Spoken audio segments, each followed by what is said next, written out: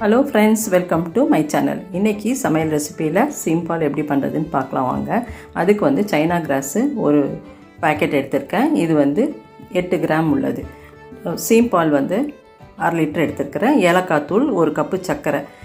இந்த சைனா கிராஸை வந்து இந்த மாதிரி பிச்சு தண்ணி ஊற்றி நல்லா ஸ்டவ்வில் வச்சு நல்லா கரைச்சி தனியாக எடுத்து வச்சுக்கணும். அதுக்கப்புறம் இந்த 1/2 லிட்டர் பால், இது வந்து 3வது நாள் பால். அதுக்காக தான் இந்த சைனா கிராஸ் நம்ம ஆட் பண்ணுறோம். ஃபஸ்ட்டு நாள் பால்னால் நம்ம அப்படியே காய்ச்சிட்டு இது பண்ணலாம்.